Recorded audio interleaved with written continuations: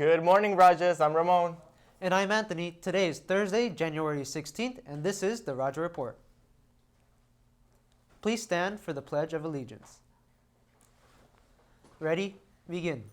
I pledge allegiance to the flag of the United States of America and to the republic for which it stands, one nation, under God, indivisible, with liberty and justice for all. You may be seated. Before we begin this morning, here's Ms. Drian with an important update. Good morning, Rajas. There's a couple of things I need to go over with each of you, but first I'd like to talk about the schedule for the next few days. Please keep in mind that today we are on minimum day schedule as well as tomorrow, and students will be released at 12:30. With regards to the nutrition break for today and tomorrow, nutrition break will take place after second period today and after sixth period tomorrow. And something great to look forward to is that this weekend is a 3-day weekend. There is no school this coming Monday in observance of Martin Luther King Jr. Day. Additionally, when you return next Tuesday for the week and we start our second semester, there is also a non-school day that coming Friday, January 24th, for all students. Staff has professional development on that day, but it is a non-student day. So next week, you will only come to school Tuesday, Wednesday, and Thursday. Moving on. I wanted to just briefly share with each of you that the criteria to earn an academic letter for any of the courses that you're in this year has changed slightly.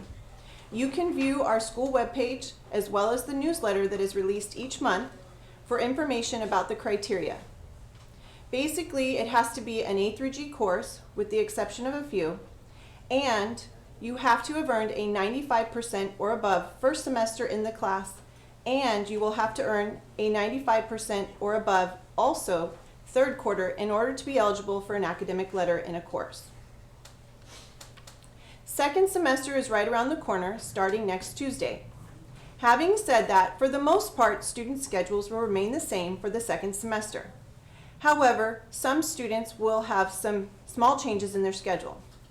So for all students, tomorrow during sixth period, you will be given a hard copy of your second semester schedule. For most of you, it will remain the same, except for those few who have changes. Then over the next few months, we are already starting to plan for the 2020-2021 school year.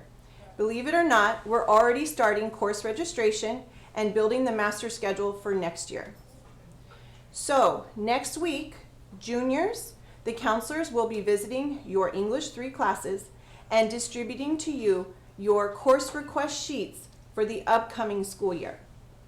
The following week, counselors will start meeting with juniors through their U.S. history classes so that they can meet one-on-one for their junior evaluations and collect the course request sheets. 9th and 10th graders will follow that process at the beginning of February. Now, the important thing for you as students to know at this time is that it is really important for you to start thinking about what courses you'd like to take next year with regards to electives and pathways and alternative options for things like that. So, having said that, we have some opportunities for you to learn more about those programs on our campus if you're interested in them. Next Thursday night, January 23rd, in the gym from 6:30 to 7:30, we will have our annual Rajah Showcase. All students are invited to attend with their parents so that they can learn more information about the various programs we have here on campus.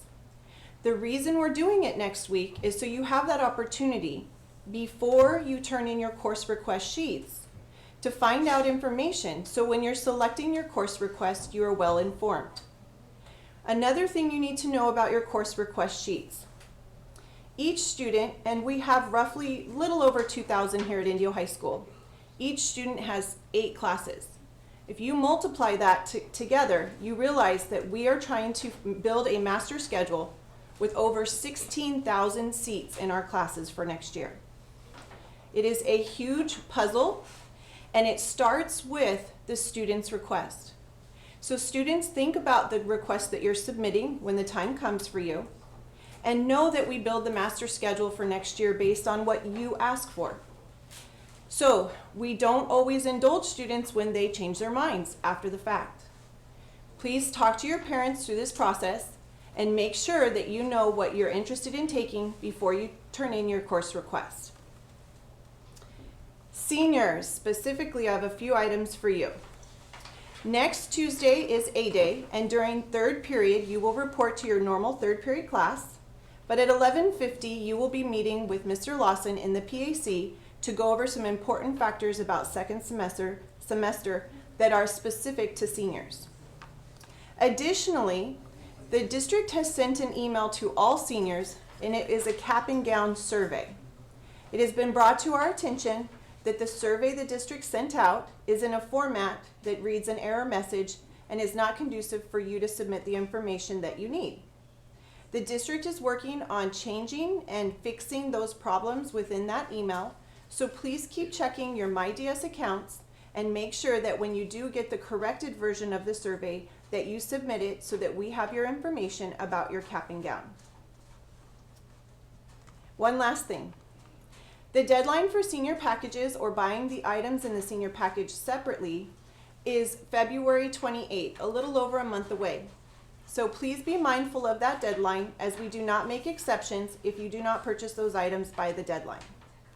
Thank you. I wish everyone the best of luck on your finals. Finish the first semester strong, and we'll see you second semester. Thank you, Ms. Drian. It's that time of the year. The first coming soon, and Indio High School dance team is selling tickets. Save money and buy yours now. Please see a dance team member or see Ms. Gallegos in room 3146 after school to get your tickets. And the class of 2023 is hosting a fiesta on Wednesday, January 22nd. The fiesta will take place in Rajah Park outside of the gym from 5 to 7, right before the big Indio versus CV basketball game. You could get a taco plate, which includes a taco, rice, beans, and a drink for only $5. There will also be music and lots of fun. You don't want to miss out. So come out, have some fun, and the fiesta. Come out, have some fun. Come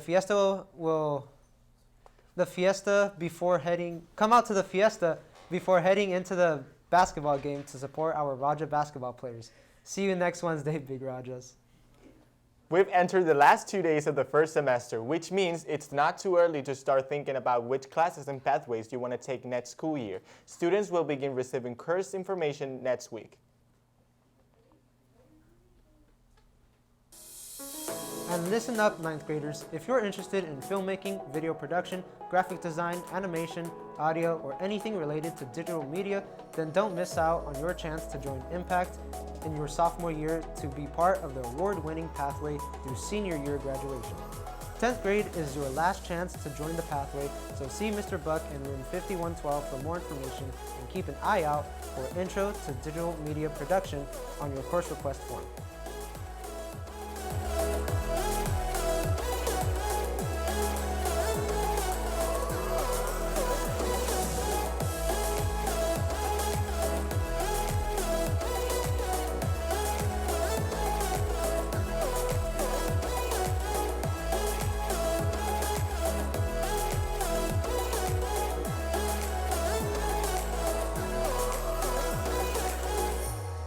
Attention seniors, your yearbook senior portraits are ready for publishing. We just need you to double check that your photo actually looks like you. Stop by Ms. Marshall's classroom 5104 during nutrition break today or tomorrow to double check that your name and photo are correct. And did you know that the Rajah Report has been around in one form or another since 1958? Miguel Mayan, Aaron Delgado, and Yeslin Cruz take a look back at the history of the Rajah Report. Since 1958, the Rajah Report has been keeping Indio High School up to date and informed on school events and announcements. Originally, the announcements were broadcast at lunch over the school's PA system. Today, the Rajah Report has evolved into something way bigger.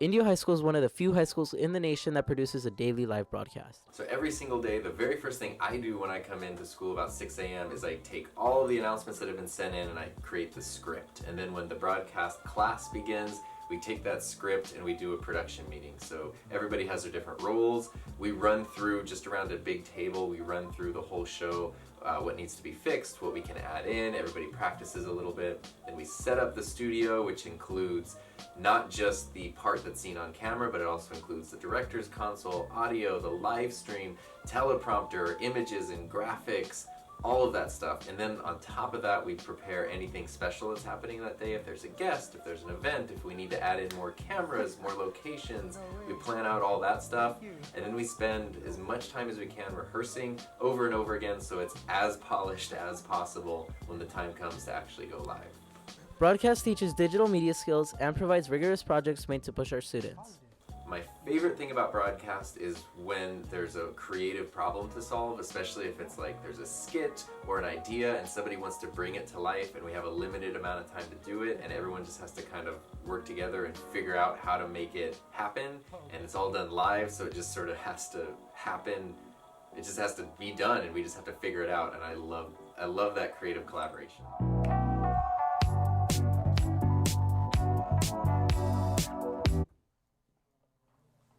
Early bird tickets for the 2020 Winter Bowl, the Sweetheart Dance, go on sale in just 4 days. The dance will be from 8 p.m. to midnight on Saturday, February 1st, here in the gym. Grab your sweetest prints and pals and come out for a night of music, games, and dancing. Early bird tickets will be on sale in the activities office all next week for only $15. And congratulations to the boys soccer team as they came out victorious 2-1 against the Cathedral City Lions yesterday. Goals were scored by Jesse Diaz and Victor Salazar, and the team was led defensively by Jonathan Moreno, Gerardo Graciano, Jose Flores, and some amazing saves by goalkeeper Jesus Lopez. And speaking of defeating Kitty City, in girls basketball action last night, the Lady Rajas overtook the Lady Lions 53-46. The winning effort was led by Alondra Bixie Zamora with 14 points, 11 rebounds, and 3 assists. Hookie 2 Braids Gonzalez cashed in 11 points and 10 assists. Ariana Tia Sandoval added 8 points and 8 rebounds, while Marta Suez Montejano and Yesenia de Gusel Madero each chipped in with 7 points apiece. And about some JV basketball action, the Lady Rajas tamed the Lady Lions 53-10. The crushing victory was led by Jada Verdon with 33 points, freshman Kendra McGrath with 8 points, and Annalise Hernandez with 7 points. Carolina Montejano, Alexa Jimenez, and Gisela Gonzalez each added 2 points apiece. That's all for now, but before we go, it's time for the joke of the day.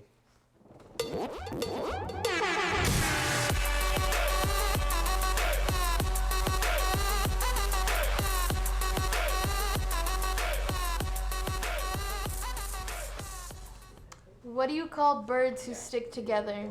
I don't know. What do you call birds who stick together? Velcros.